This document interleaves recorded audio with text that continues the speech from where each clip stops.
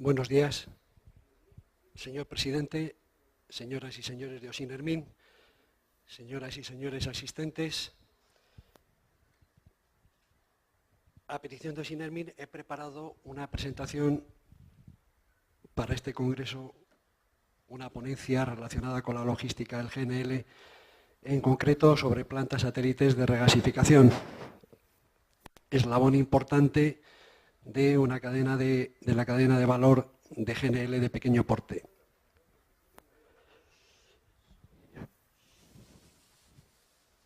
He dividido esta ponencia en 4 apartados.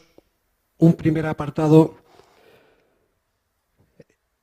haré una muy breve introducción sobre el GNL y su cadena de valor, apoyándome sobre la base de un hipotético proyecto de GNL con 2 variantes. Y terminaré esta primera parte definiendo y clasificando las PSR y su cadena de valor. En la segunda parte expondré en detalle todos los componentes de las PSR: equipo, diseño, operación y mantenimiento, supervisión, control y sistemas de seguridad. En definitiva, un recorrido a través de una PSR. En la tercera parte nos referiremos a la normativa y regulación que se viene aplicando en Europa, USA y países del entorno. Y terminaremos la ponencia mostrando varios ejemplos y proyectos de PSR en Europa y LATAM.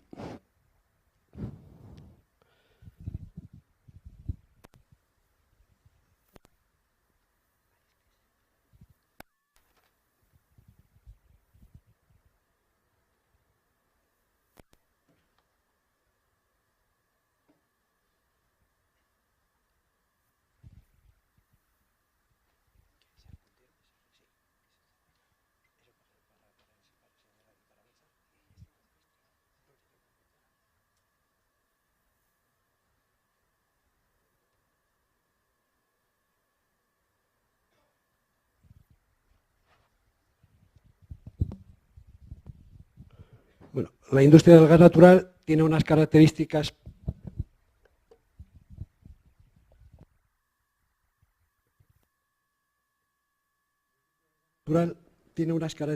propias y vamos a marcar unos factores a tener en cuenta. El gas natural ocupa un valor 1000 veces mayor que el petróleo para una misma capacidad energética, lo que de alguna forma condiciona el desarrollo de esta industria, que requiere una gran inversión en infraestructuras para el transporte y distribución. En promedio, 2/3 del coste total del gas natural son debidos a la infraestructura.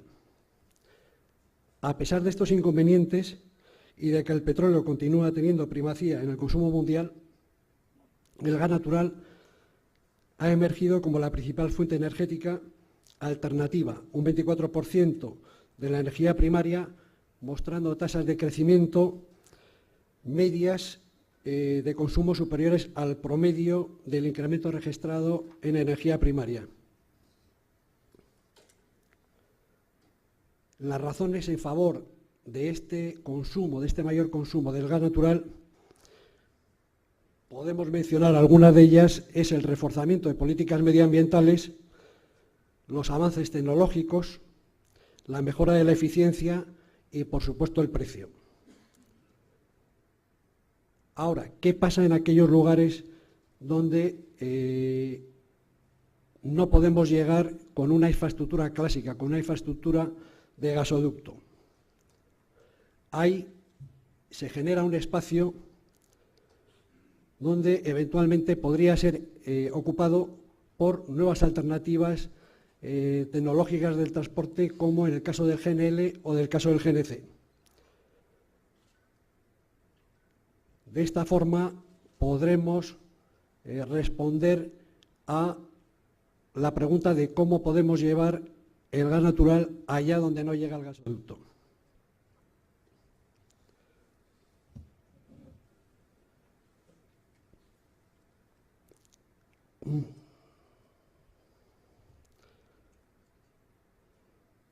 El mercado no es lo suficientemente grande para aprovechar economías de escala, allá donde no podemos llegar con gasoductos por motivos relacionados con no tenemos suficiente tamaño, suficiente consumo para llevar o no somos capaces de viabilizar un proyecto de gasoducto, encontraremos nuevas alternativas a través del GNL.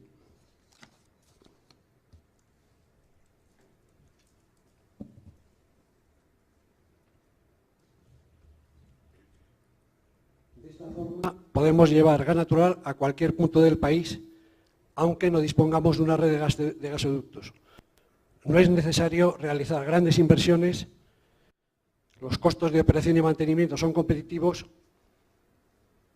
tenemos gran seguridad en el manejo del producto, simplificamos la logística de abastecimiento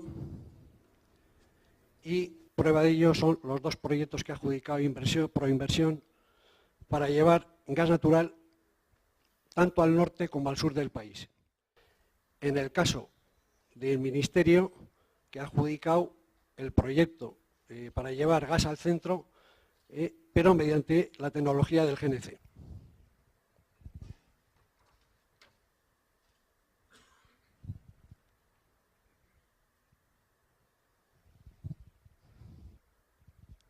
¿Qué usos voy a pasar? Porque esto prácticamente ya se ha dado. ¿Qué usos podemos utilizar con el gas natural? Una revisión rápida, industrial, residencial, transporte, vehicular GNV, cogeneración y generación.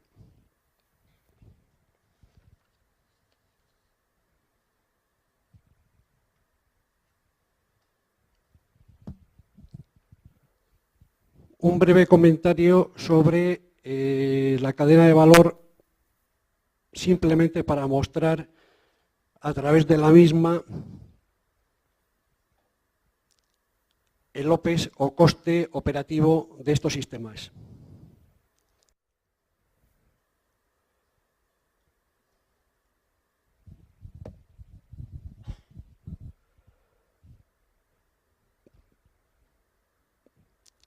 He reflejado aquí unos números en base a un proyecto de una planta, podría ser una planta de liquefacción de aproximadamente unas 450 toneladas día o el equivalente a 20 millones de pies cúbicos,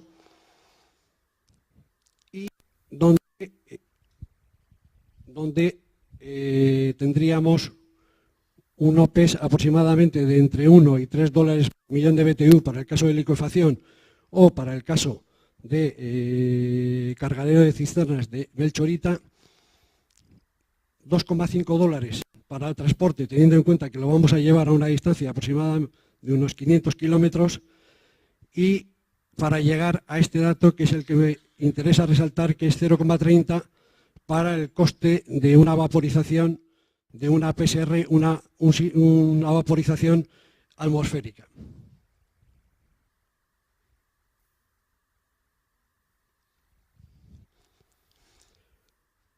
¿Qué es un patio de carga de cisternas?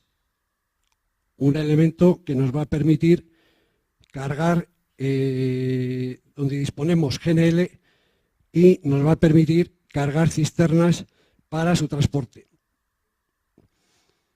Aquí tenemos una terminal de regasificación, en este caso es la de Andrés, en República Dominicana, y el equivalente a un patio que se va a construir similar al que se pueda construir en en Belchorita.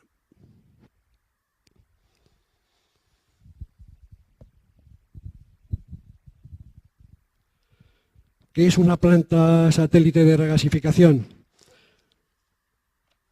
Es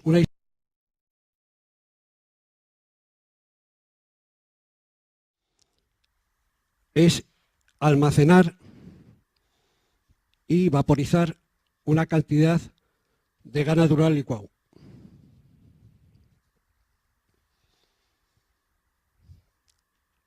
La vaporización o regasificación permite devolver al GNL a su estado gaseoso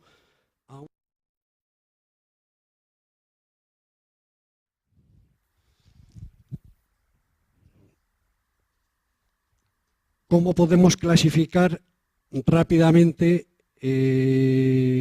las distintas plantas satélites de regasificación? Una, según su capacidad de almacenamiento, según su capacidad de vaporización y según la propiedad y uso que le vayamos a dar a ese PSR, bien para una compañía de distribución, bien para una empresa industrial. También podríamos clasificarla con presencial o no presencial en el caso de que tengamos gente directamente operando la planta.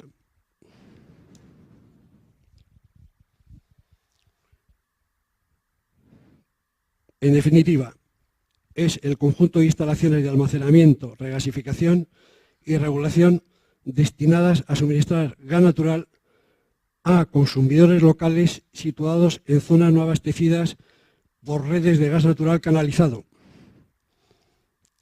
y en el que el abastecimiento se ejecuta mediante la descarga de cisternas que por vía terrestre transportan el GNL desde una planta de almacenamiento de mayor entidad.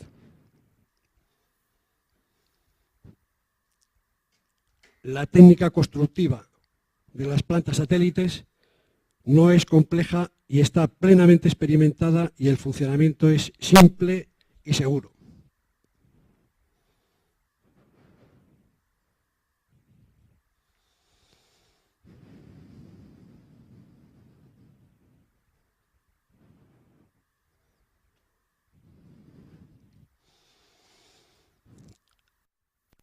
Esto sería un diagrama de flujo de GNL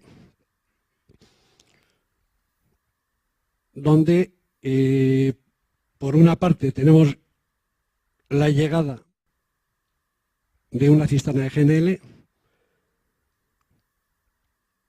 un vaporizador llamado PPR de puesta en presión rápida para su descarga y almacenamiento en el depósito de GNL. Normalmente cada depósito también cuenta con un PPR para su funcionamiento habitual y a continuación tenemos una serie de vaporizadores. Los primeros, 1 y 2, serían vaporizadores atmosféricos. Los segundos, recalentador, es un vaporizador de tipo forzado, con agua caliente. Válvula de seguridad, que es la que nos va a permitir un control de seguridad sobre la PSR en el caso de que no consigamos vaporizar a la temperatura adecuada.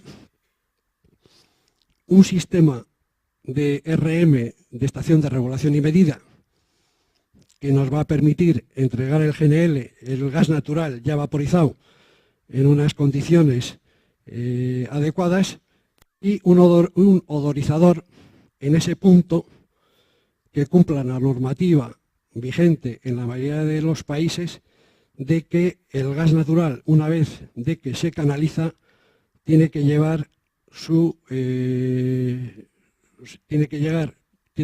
mercaptanos, puesto que hasta ese punto el gas, el GNL, es inodoro y por lo tanto la normativa obliga a odorizarlo como elemento de seguridad.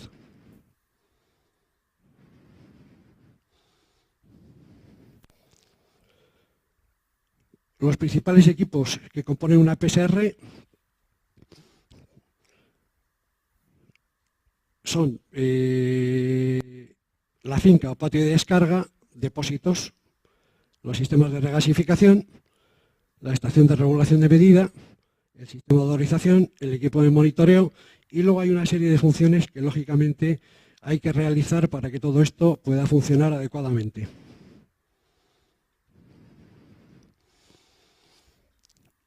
La primera parte, o la parte más importante, los depósitos. Los depósitos de GNL son depósitos de doble cobertura, La parte interior se compone de un depósito de acero inoxidable, la parte exterior de un depósito de acero al carbono y intermedio hay hay un elemento aislante, normalmente perlita, y se sella con un vacío, con una bomba de vacío. Los depósitos pueden ser cilíndricos o verticales, pueden ser horizontales o verticales, en función, en la mayoría de los casos, de la disponibilidad que tengamos de terreno, de espacio, y siempre teniendo en cuenta el cumplimiento de las distancias a que la normativa técnica nos obliga. Los depósitos deben ir equipados con todos sus equipos de valvulería y sistemas de control, normalmente uno de los frontales, y siempre de forma accesible.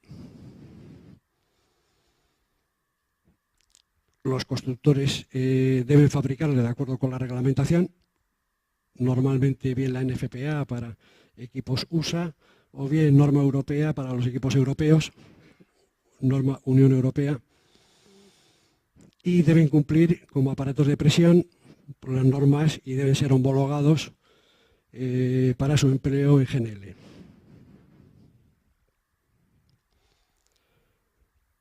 ¿Qué capacidades o volúmenes podemos albergar en una PSR? Normalmente los depósitos que se han construido hasta ahora vienen a ser aproximadamente de entre 5 y 200, 300 metros cúbicos. Hay excepciones, como veremos, en los casos de Asnor, que hemos mostrado antes Robin Gaeta.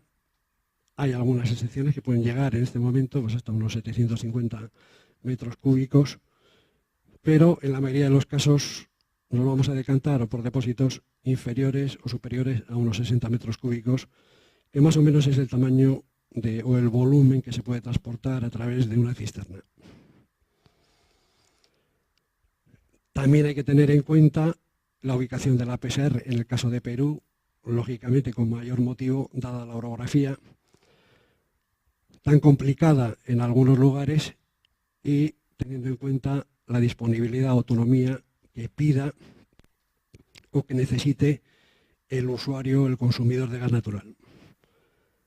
En algunos casos he llegado a oír hasta pedir almacenamientos de algunas industrias de hasta 10 y 15 días. Si el consumidor es importante, esto llevará a un número importante de depósitos con un volumen grande.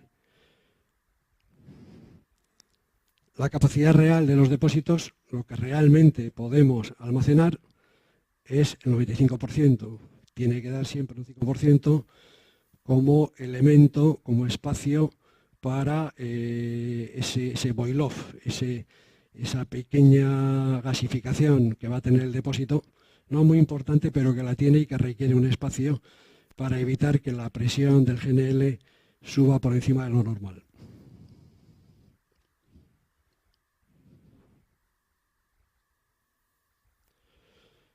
¿A qué presión trabajan estos depósitos? Normalmente suele ser en función, una parte en función del consumidor. La mayoría de los consumidores, salvo excepciones, no supera los 5 bares.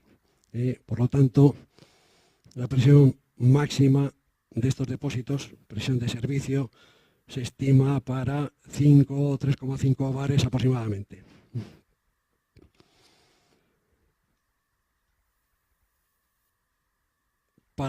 Para distribuciones domiciliarias es más que suficiente y para las industriales también. No obstante, se pueden fabricar depósitos de mayor presión y de hecho hay aplicaciones, normalmente las aplicaciones que están relacionadas con turbinas, en las que es necesario entregar el gas natural ya vaporizado a una presión muy por encima de esos 5 bares, a una presión aproximada de unos 30, 35, 40 bares. Por lo tanto, cuando se requiere presiones de ese servicio, normalmente hay que contar con algún pequeño depósito tampón que permita almacenar un volumen determinado de GNL para entregar gas natural a esa presión.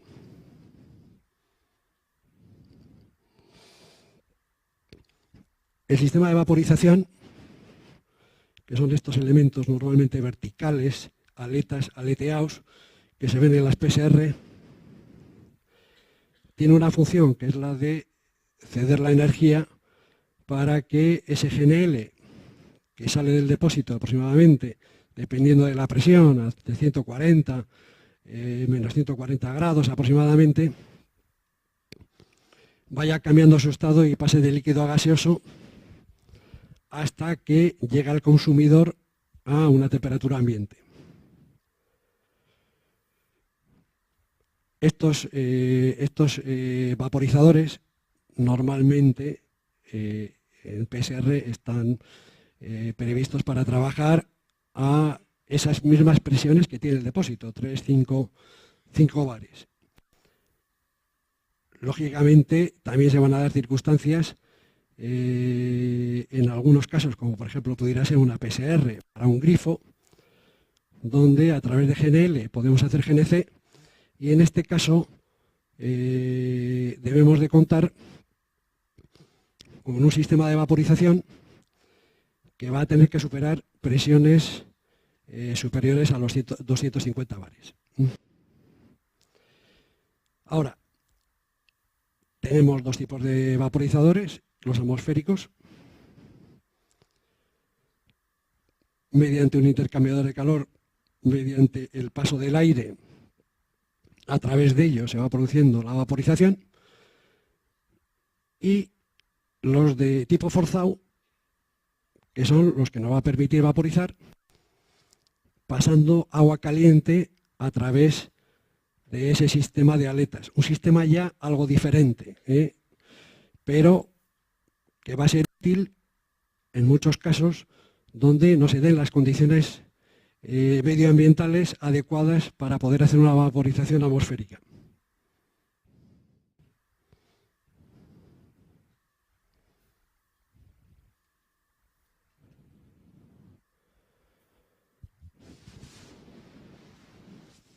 Bueno, en el caso de los atmosféricos, viene a ser un tubo aleteado y a través de ese tubo va pasando el GNL y se va produciendo el intercambio a través de esa mayor superficie que dan las aletas. ¿Dónde vamos a utilizar este tipo de sistema? En aquellas plantas satélites de regasificación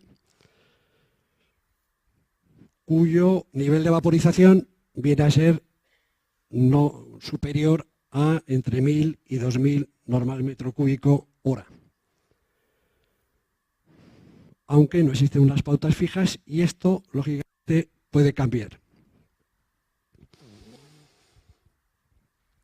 ¿Qué elementos o qué factores son los que van a determinar el tamaño, el colocar equipos en serie o incluso equipos en paralelo de vaporización atmosférica o de vaporización forzada? La velocidad del viento, bueno, primero el caudal propio que vamos a regasificar, que vamos a vaporizar, la temperatura del aire, la humedad relativa, la velocidad del viento y luego una serie de factores o de variables ya relacionados con el trabajo de esa PCR, si va a trabajar de forma continua, si va a trabajar de forma variable y si va a ser estacional y en algunos casos las zonas, la ubicación geográfica donde va a estar instalada. Antes habíamos visto los vaporizadores atmosféricos, aquí estamos viendo un vaporizador forzado que en definitiva ni más ni menos que un intercambiador por el cual vamos a hacer pasar por un lado el GNL y por el otro vamos a pasar agua caliente que previamente habremos calentado en esas calderas que vemos en la diapositiva.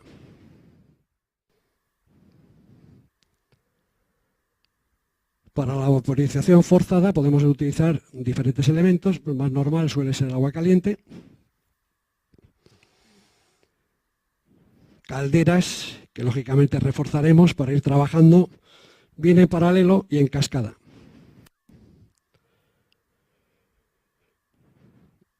Si las plantas satélites tienen un trabajo continuado 24 horas, lo lógico sería pensar en la utilización de vaporizadores de agua caliente en lugar de los atmosféricos.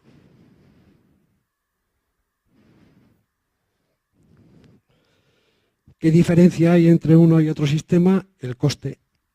En el caso de los atmosféricos, el aire es gratis, y en el caso de utilizar calderas, lógicamente consumiremos una parte del gas natural para producir agua caliente, y por lo tanto tendrá un coste que podemos cifrarlo entre 1 y 1,5% de ese gas natural que estamos almacenando en esa PSR. Por lo tanto, podemos establecer una comparación entre ambos sistemas que nos hable de coste de implantación, de confiabilidad y de coste de explotación. Por supuesto, ambos sistemas se pueden conjugar, y de hecho eso ocurre en muchísimas aplicaciones. Podemos disponer en determinados momentos atmosféricos y en otro momento forzado.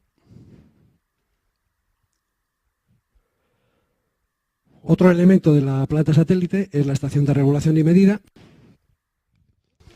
que en la mayoría de los casos va a permitir el control, el consumo, estudiar la logística, el prever,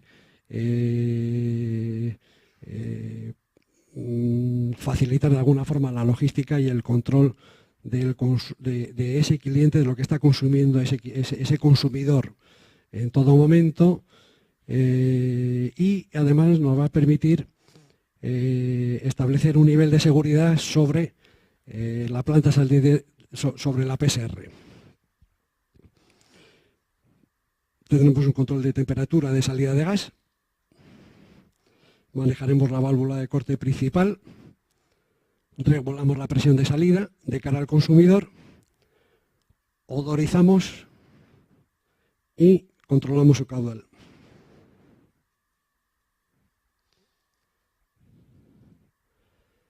Como es obligatorio odorizar, el gas natural, en el momento que entra en la línea de distribución, tenemos dos sistemas. Un sistema sencillo de contacto y un sistema por dosificación. Si el cliente es un cliente pequeño, es un cliente, digamos, o la PSR no es de una compañía distribuidora que va a hacer una distribución domiciliaria, optaremos por el primer caso, que es más sencillo, y si la PSR es de gran tamaño o tiene un número importante de consumidores, optaremos por el segundo. El de la izquierda es el de contacto y el de la derecha es un sistema de odorización con su propia bomba que va introduciendo dentro de la línea de distribución los mercaptanos.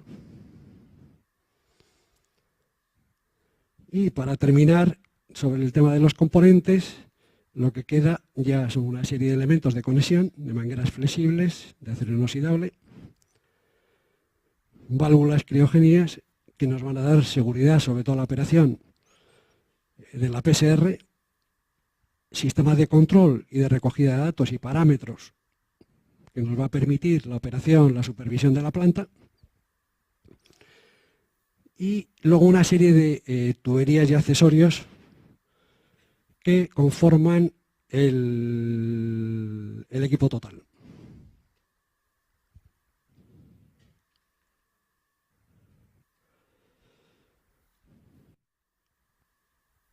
Sobre el diseño, brevemente,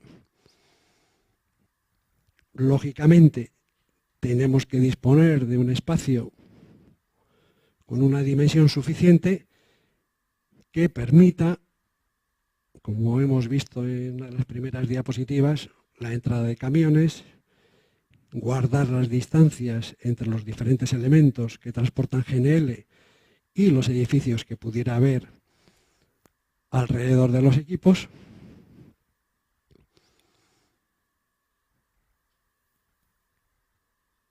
En la mayoría de los casos nos vamos a encontrar que estamos entre C y D, entre equipos de más de 20, entre 20 y 60 o 60 y 200 metros cúbicos, y luego hay una serie de elementos que inciden sobre estos equipos de GNL y que por lo tanto debemos de mantener esos niveles de seguridad en cuanto a distancia.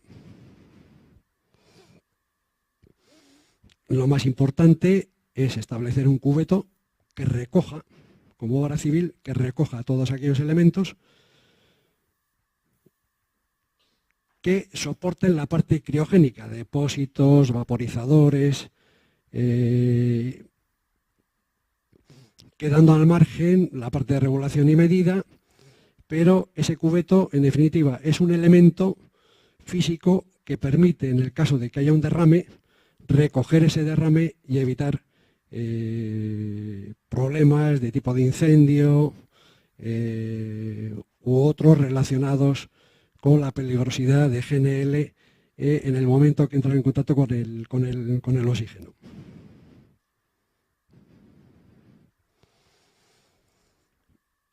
La parte que recoge criogenia, los elementos de criogenia, todos ellos serán de acero inoxidable, y la parte que no toque el GNL, en principio, pues serán de acero al carbono.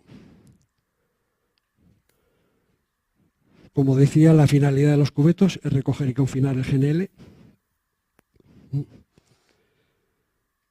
En el interior de los cubetos deben existir elementos asociados a los depósitos, así como las instalaciones criogénicas. Hay que garantizar cualquier problema de derrame y hay que dotar a ese cubeto de las dimensiones adecuadas para poder recoger, en caso de accidente, la totalidad del GNL derramado.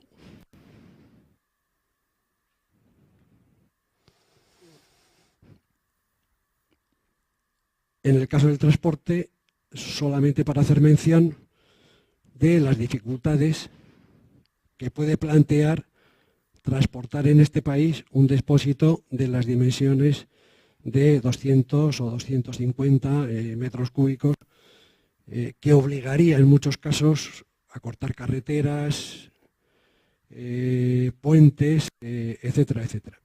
Una operación aquí costosa y complicada.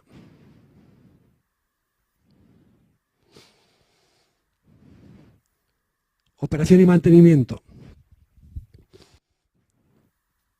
Actualmente las PCR, más que de operación, hablamos de supervisión. En la mayoría de los casos no hay presencia de técnicos o de operadores, salvo que estemos hablando de una PCR que esté inserta o esté ubicada directamente en una industria, que cuente, lógicamente, con su propio equipo de mantenimiento. En ese caso va a haber una mayor atención directa. Pero en la mayoría de los casos, las PSRs las vamos a supervisar, vamos a recoger información, pero no va a haber prácticamente personal de forma directa, salvo en los casos que haya una descarga de GNL, que sí, habrá que contar seguramente con 2 personas para poder hacer este servicio. En el caso de que se cambie de servicio, si tenemos atmosférica o si tenemos vaporización forzada, efectivamente también habrá que contar con gente. En el caso de las visitas programadas de mantenimiento preventivo y cuando se dé un correctivo.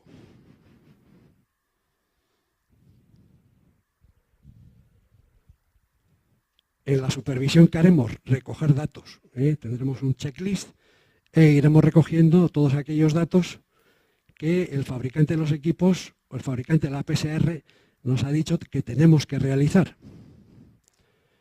Presiones, temperaturas, etc. Y toda esa información, en la mayoría de los casos, va a ser enviada vía internet a través de, si es una compañía de distribución, va a ser a través de una SCADA, o con una información mucho más sencilla en el caso de que la PCR no sea para una compañía, sino que sea para una empresa determinada. ¿Qué obligaciones tiene que tener el propietario? Lógicamente tiene que contar con un manual de operaciones donde se deben detallar todas las operaciones y toda esa supervisión, todo ese chequeo que tenemos que hacer en cada una de las PCR, y debe contar también con el personal experto capaz de poder hacerlo.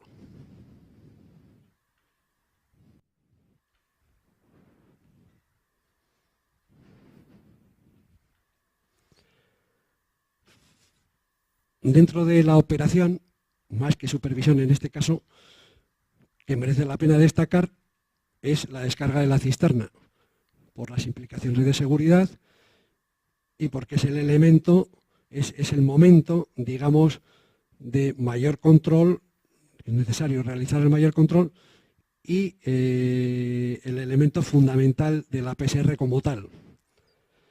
En estos casos de descarga, si estamos entregando GNL a granel a pequeñas PSRs, por ejemplo, como decíamos, de menor de 60 metros cúbicos, vamos a hacer obligatoriamente la descarga, la haremos a través de una bomba criogénica que está, en la mayoría de los casos, montada directamente sobre la propia cisterna y accionada hidráulicamente por el motor de ese transporte.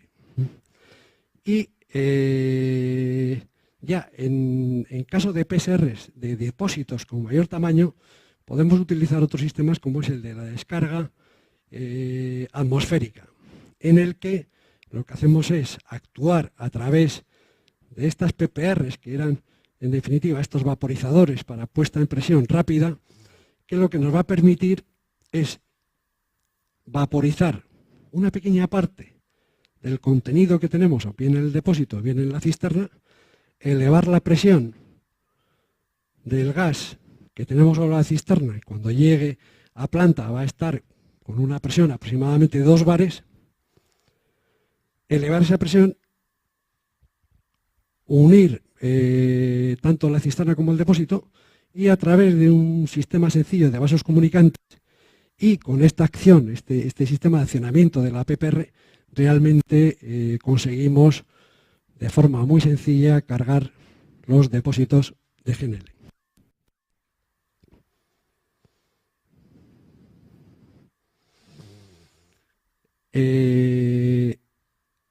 Sobre el tipo de cisternas, cuando hablamos de suministro a granel, obligatoriamente las cisternas deben ser de doble depósito,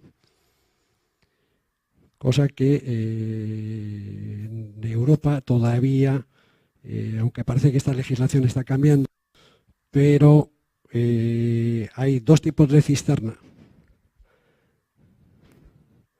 Cisternas con doble depósito y cisternas calorifugadas.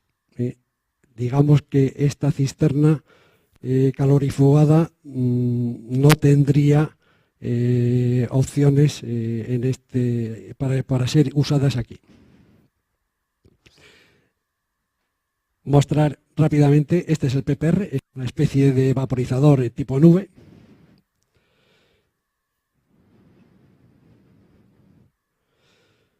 El mantenimiento de una planta satélite es muy sencillo, solamente hay una serie que la normativa obliga a visitar la planta al menos 2 veces al año, pero con toda la información que vamos a tener es más que suficiente. Sí, se obliga también a tener un contrato de mantenimiento. El propietario tiene que tener un contrato de mantenimiento con una empresa que conozca muy bien, que esté homologada y esté certificada para poder hacerlo. Y habrá una serie de elementos, habrá también un checklist, como decíamos, que tiene que realizar y que se tiene que recoger y que tiene que ir recogiéndose en ese book, en ese manual, que lógicamente tiene que estar a disposición de las autoridades o de los órganos competentes.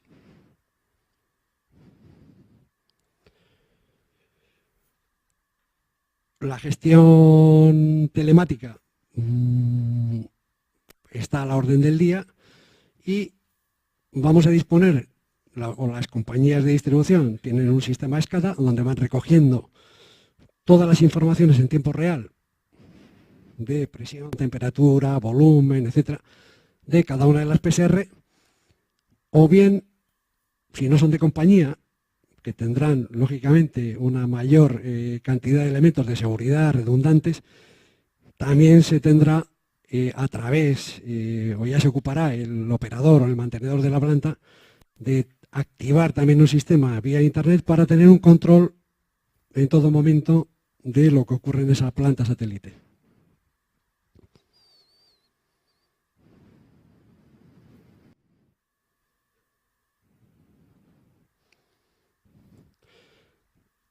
De los sistemas de seguridad, comentarios sobre, en función del tamaño, la regulación, la normativa nos va a obligar o bien a tener simplemente una serie de extintores, o vamos a tener que disponer de un depósito de agua y de un sistema contra incendios que permita enfriar en caso de incendio de la PCR.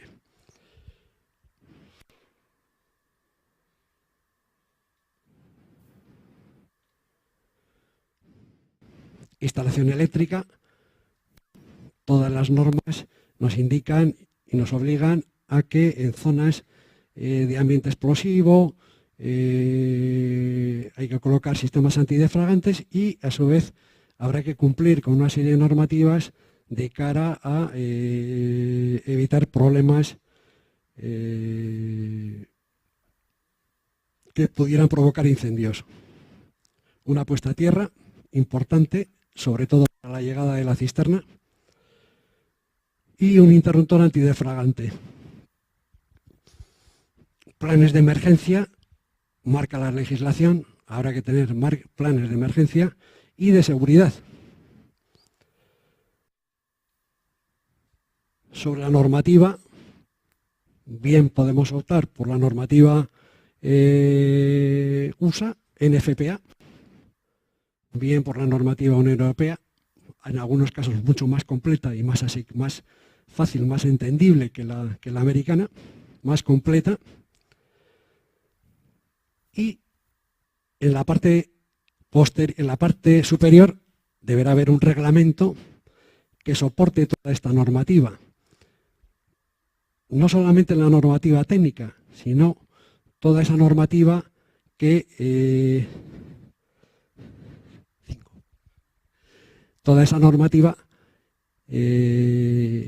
digamos administrativa, que nos permita la instalación de estos equipos.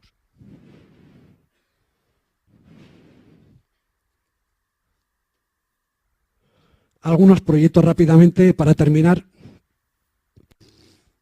La planta de Gasnor, simplemente para mostrar dos plantas con depósitos de 500 y 750 metros cúbicos. La complejidad, como decía Rubin, sobre el tema de GNL, lo que estaríamos viendo a continuación de esta planta satélite, es un pueblo, es una localidad en Noruega, es un fiordo donde llega un barquito, descarga ese GNL y a continuación estaríamos dando gas natural a una localidad o a una industria ubicada en esa zona. Una planta en España es una aceitera y hay una planta de cogeneración de 25 megavatios con una turbina de gas que estaremos alimentando 8 depósitos de almacenamiento para esos 25 megavatios, como de 120 metros cúbicos, y con un depósito pulmón que nos va a permitir elevar la presión SGNL para que pueda ser alimentado por la turbina. Una turbina también, una planta para una turbina de 5 megavatios para una fábrica de papel, de cartón. En España, en este momento, hay algo más de 338 plantas. Aquí podemos ver a la izquierda el mapa, el mallado de transporte, y he señalado a la derecha aquellas zonas punteadas en todos los sitios donde todavía se siguen utilizando plantas satélites de gasificación, porque el ducto no llega. Puede llegar o llegará al cabo de un tiempo, pero en este momento no llega y por lo tanto están siendo atendidas. Brasil tiene un pequeño proyecto de GNL con una planta de White Martins de unas 300 toneladas aproximadamente. Es un melchorita muy pequeñito que cubre una zona determinada a través de la ubicación de esa planta, que está en Campinas. En Chile tenemos un patio de cargas en Quintero para abastecer 750.000 metros cúbicos, y en Mejillones se está construyendo o habrá otro pequeño patio de cargas, una planta de Pemuco, un proyecto que lleva 20 y tantas cisternas todos los días, 500 kilómetros, para abastecer la refinería de ENAP en Biobío. República Dominicana tiene una terminal de recepción, y habrá pues alrededor de unas 30 plantas satélites de regasificación cubriendo determinadas zonas, porque no hay gasoducto, solamente hay un gasoducto para el ciclo combinado que tiene Andrés de 300 megavatios. Ecuador, una pequeña planta de GNL de 200 toneladas. Y ahí mismo en Machala una pequeña planta de regasificación para gas domiciliar de ese pequeñito pueblo de Machala, que no es lo que va a abastecer, pero es una pequeña muestra. Y esto ya lo paso. Con esto hemos terminado. Muchas gracias por la comprensión.